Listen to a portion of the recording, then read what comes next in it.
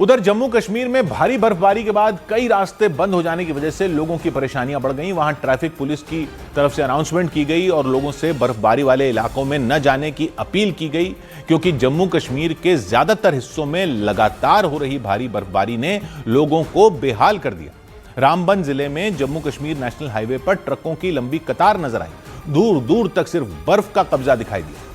वहां नवयुग टनल के पास भारी बर्फबारी हुई और इसके बाद जम्मू श्रीनगर नेशनल हाईवे को बंद कर दिया गया। रामबन की तरह जम्मू कश्मीर के राजौरी में भी बर्फबारी लोगों के लिए बड़ी मुसीबत बन गई। वहां सड़क के किनारे कई फीट तक बर्फ जमी नजर आई और सड़क पर जगह जगह गाड़ियां फंस गईं। जम्मू कश्मीर के बारामूला में तो मकानों की छतें बर्फ से लदी नजर आईं। मकानों के बाहर रास्तों पर इतनी बर्फ जमा दिखी कि लोगों का चलना मुश्किल हो गया।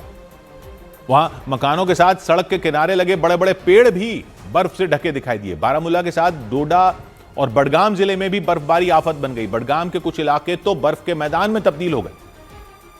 कश्मीर घाटी में बर्फबारी का सिलसिला जारी है। बालाई इलाकों में करीब 1 से 2 फीट ताज़ा बर्फ गिरी है।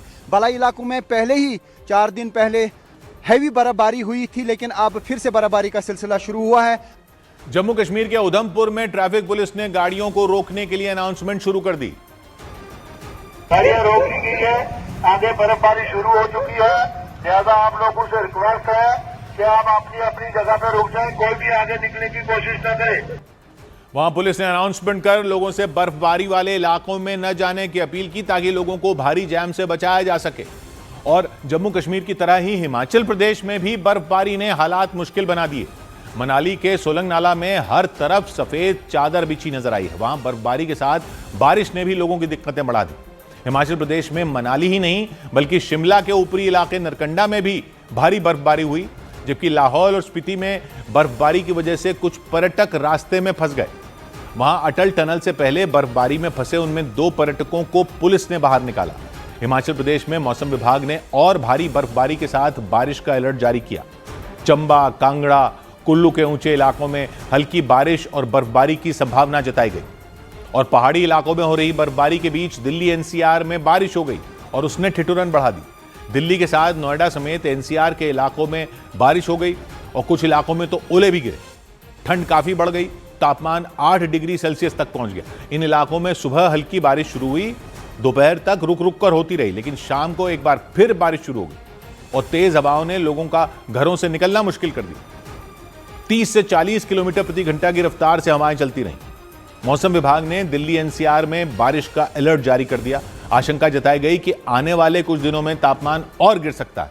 इसके साथ ही कड़ाके की ठंड भी लोगों को परेशान कर सकती है। उधर मध्य प्रदेश के रतलाम में एक दुकान में हुए तेज धमाके में 4 लोग झुलस गए। मध्य प्रदेश के रतलाम के चांदनी चौक इलाके में लाइसेंसी हथियार की दुकान में वेल्डिंग के दौरान जोरदार धमाका हो गया। हादसे में 4 लोग झुलस गए, उन्हें इलाज के लिए इंदौर रेफर किया गया। जम्मू में पेंसिल बनाने वाली एक फैक्ट्री में आग लगने से अफरा तफरी मच गई। फैक्ट्री के अंदर लगी आग देखते ही देखते पूरी फैक्ट्री में फैल गई। इसकी वजह से वहां रखा सारा सामान और मशीनें जल गईं। जयपुर में एक मंदिर की सीढ़ियों पर एक कार के पहुंचने से अफरा तफरी के हालात बन गए। घटना बिरला मंदिर में हुई।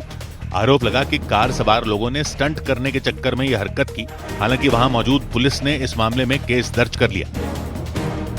बड़ी खबर आई गायक अरिजीत सिंह से जुड़ी। अरिजीत सिंह ने प्लेबैक सिंगिंग से संन्यास लेने का ऐलान करके खलबली मचा दी। अरिजीत सिंह ने सोशल मीडिया पर पोस्ट कर ऐलान किया कि वो प्लेबैक सिंगिंग यानी फिल्मों में गाने नहीं गाएंगे के तौर पर अब से कोई नया काम नहीं लेंगे।